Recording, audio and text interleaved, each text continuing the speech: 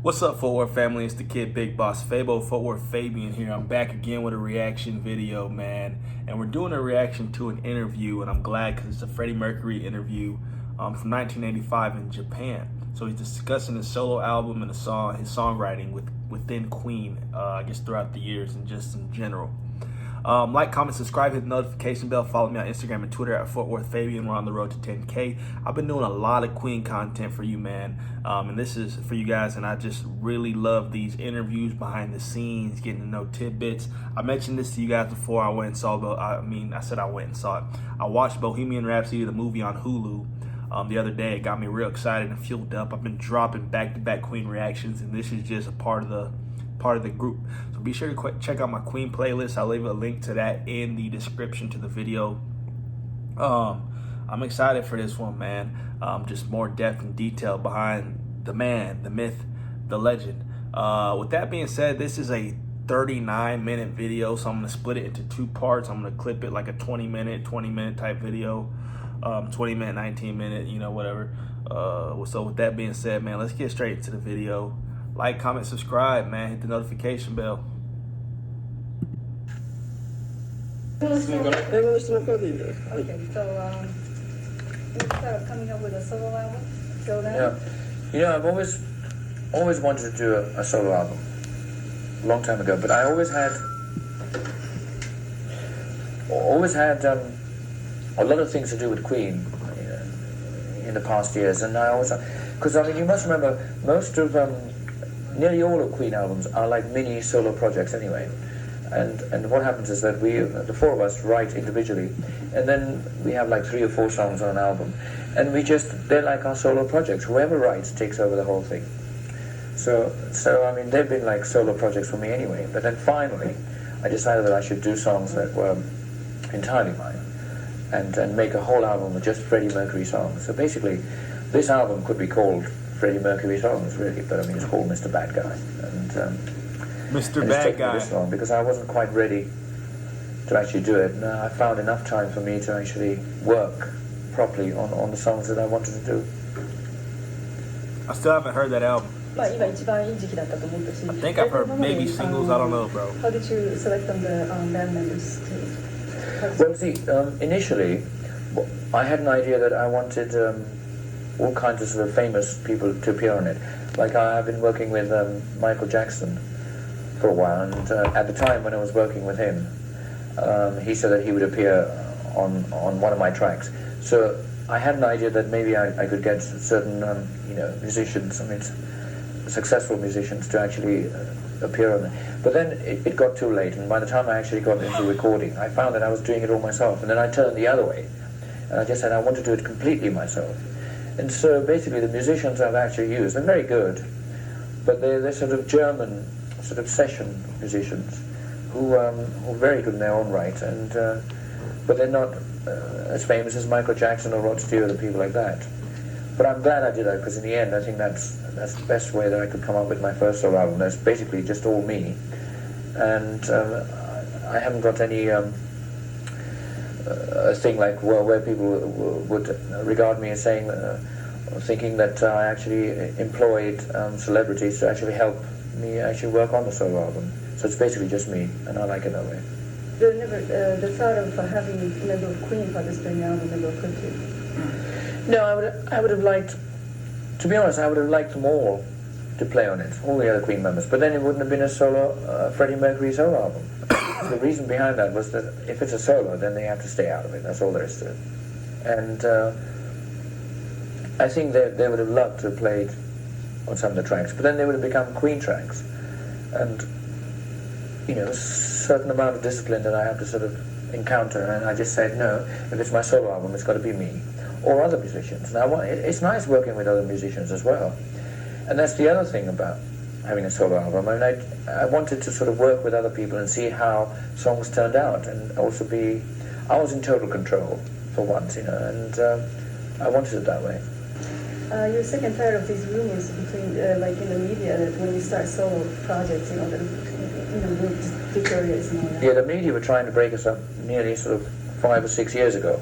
In fact, almost when we started, or when we actually became successful. Because I mean, that's like that's what the press love. Suddenly you become successful, and one of us is going to. I remember that even when Roger was the first.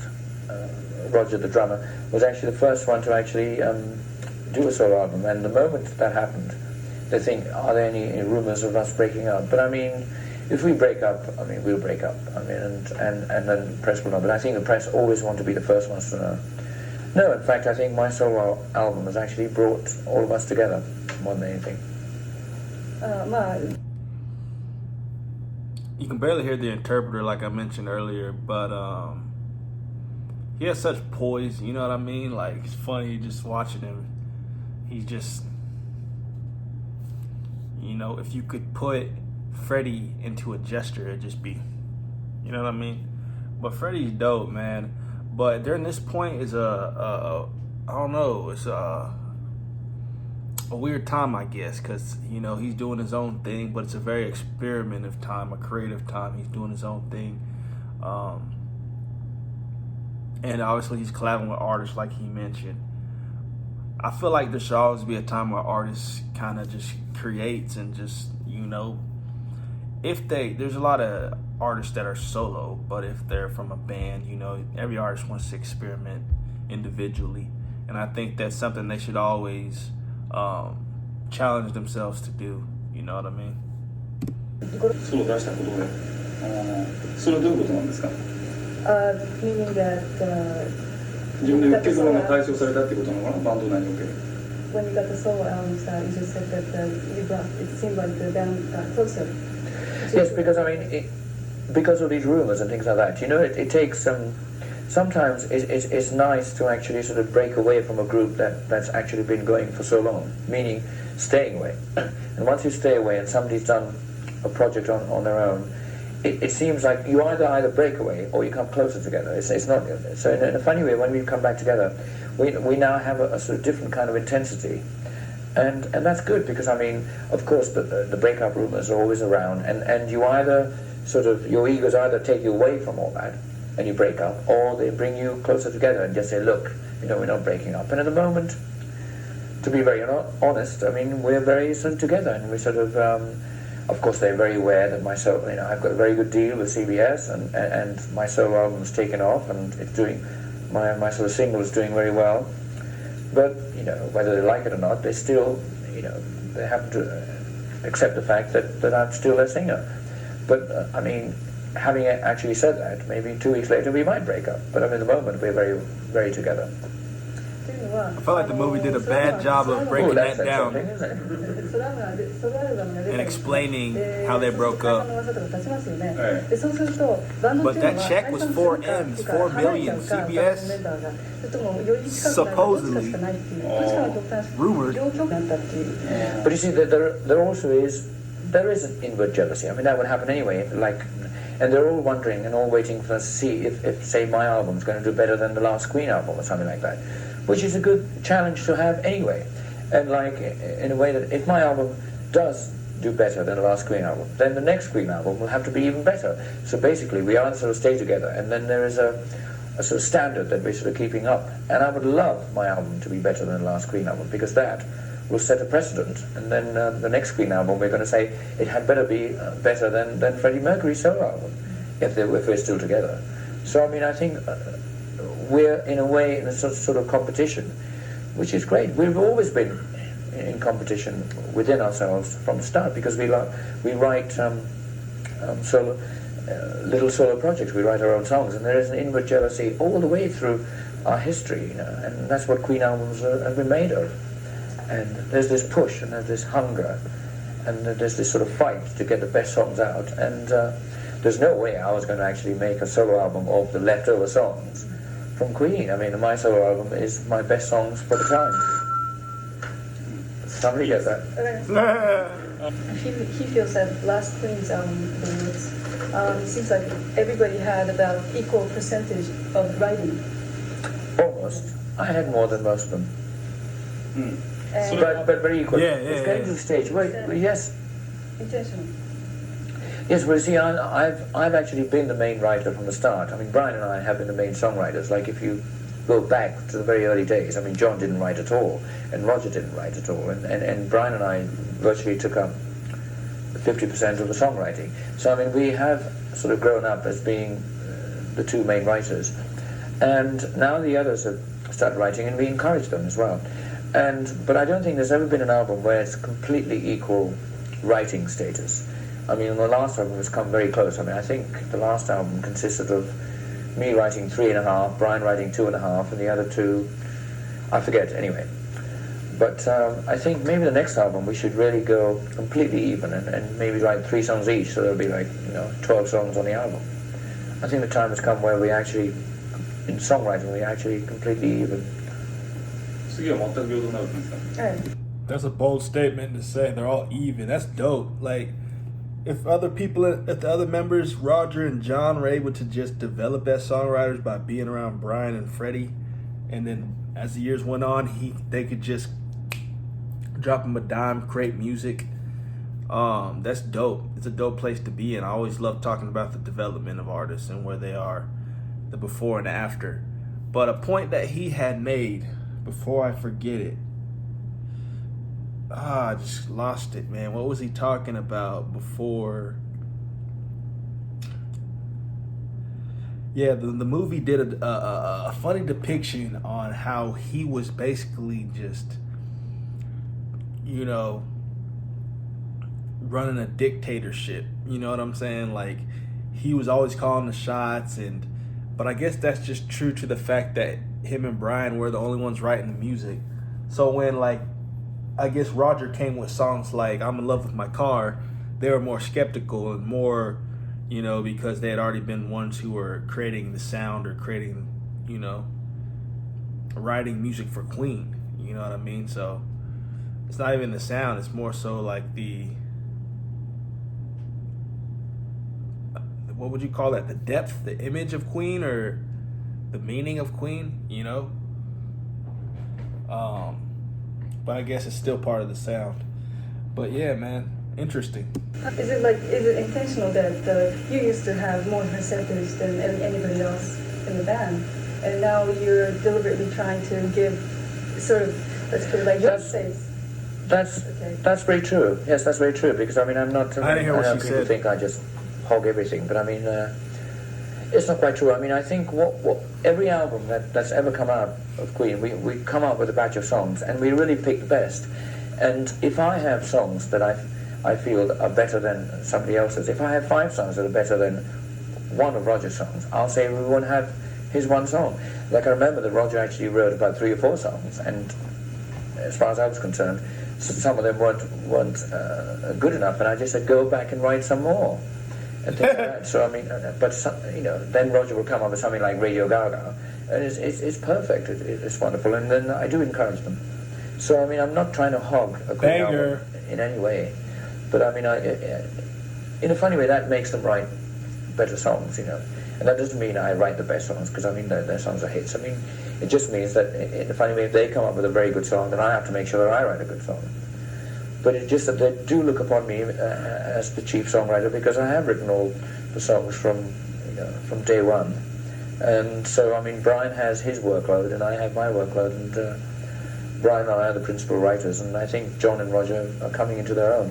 So I guess on the next album, it will be 4 principal writers, which I'd love to hear. If you try to make it democratic, though, if that's the right word, I don't know. But wouldn't it be hard? Diplomacy. Yeah. Wouldn't it be hard to maintain band's balance? Yes, because I think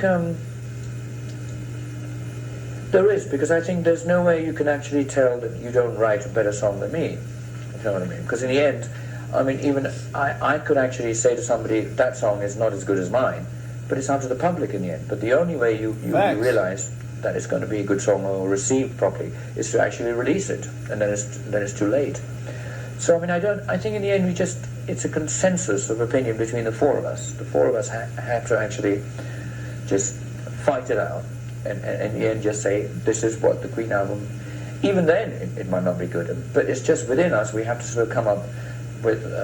There are times where we fight numerously, where Roger will say, look, I love this song that you've written, meaning me.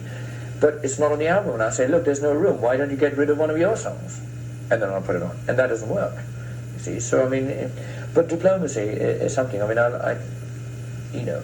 And in one way, that's quite nice because, in a funny way, having done my solo album is now given them more room to actually write more for themselves. Because, I mean, in a way, I mean, before I did my solo album, I was sort of very involved with Queen, and I wanted all my output to come out through Queen. Now that my solo album has come out, I've sort of actually channeled all my energies into my solo album, and so now I think there's a little breathing space where everybody else can come into their own. So I think it'll be good. That's another way of saying that we can come together. I'm actually sort of allowed a breathing space, and I'm not going to be so greedy as I was before, because I'm going to say, fine, you know, I've got my solo album already out, and we can all write equal, and there you have it. Would you say there's like people, your members, Queen members, coming out with solo album, and yourself coming out with a solo album? Would you say that there's been a little bit of pressure within Queen to not have a breathing space by coming out with a solo album? I can't put it. Oh, I'm trying to work that out. It sounds like traffic out Piccadilly Circus. I mean, let me have a look. Try it again, girl. Because I don't understand that at all. You see, when you said that you came out with solo album, now you had a breathing space, and you would be like putting so much. No, I was talking about that from my point of view. Right. It was like something like I felt.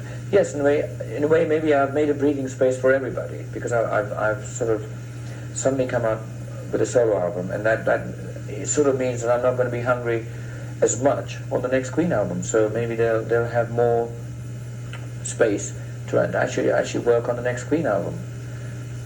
Would you say that you were not satisfied with only doing work for Queen? No, but I would put it that. But there's another way of putting it, is that maybe I had a lot more songs that I wanted to put on Queen albums, but because of the diplomatic factor, I wanted to make sure, because I mean, I think that in the end, the public that buy Queen records want to listen to all of us, all four of us, actually write the songs. And so, I mean, I think there was a time where I remember John actually saying to me that he's quite willing to let me write all the songs on Queen, but I wasn't prepared to do that, because then that would be a Freddie Mercury solo album within Queen. My solo album should be outside Queen for me, and I was not prepared to do that. So basically, I think over the years, now that the other members have got, and like when I say other members, I think John and Roger sort of become their own writers in their own right. And I'd like them to write more and more, because that sort of enhances Queen product anyway. All your tracks in your solo album is very unique. And will you, すみません、最後のところもう一回。だからそういう流行とかね、周りの状況とかに左右されずに作るんだという方針が最初から決まっていたんですかね。Did you deliberately not try to be affected by the fads that were going around, the music fads and the trends? No, that's not quite true. I'm quite aware of what goes on, but that doesn't mean I want to sort of interpret that kind of fashion and trend into my songs. I'm aware of what goes on, but I still write a song the way I feel it. And if it means that a song that I like needs something that's old-fashioned, I will still do it, because I mean I never let a song down. I mean the song comes first, and so I mean that's why I've done something like. Okay, there's a track called Living on My Own, which has got scat singing, which is something that, say, Ella Fitzgerald did a long time ago. But I wanted to do that, and it's not the current trend at the moment, but maybe it could set a trend, you know? I mean, a rock and roll artist has never done scat singing in that way, because it's not allowed or it's not appreciated that way. But I'm not worried about that. I mean, if a song needs that, and I wanted to showcase my sort of vocal ability on that track, and that's what I was doing. So basically, I mean, I do whatever I like, but I'm aware of what goes on. But it doesn't necessarily mean that I'm going to pinch it or say that that's exactly what I should do. But I'm aware. Mr. Bad Guy という So we're halfway through the video. Like I said, I'm gonna do a part 1 and part 2, but excellent points right there, man. Freddie was a student of the game, and he wasn't afraid to break barriers, man. He wasn't afraid to go across the boundary, you know, merging sounds, styles, and that's what Queen was all about. You know, they thrived on that plane because they came from 2 different backgrounds stylistically, so they lived on a plane where they always had to encounter each other, their sound, so it mixed and meshed together. So they're on a playing field of being, you know, multi-genred. You know what I mean? You can't box them. But Freddie's a GOAT, man. Interviews like this, you just want to soak it in. You just sit and listen. You know what I mean? But like, comment, subscribe, hit the notification bell. Follow me on Instagram and Twitter. I'll catch you guys in part 2, man. Be sure to check out the Queen playlist. Road to 10K. Subscribe. We're out.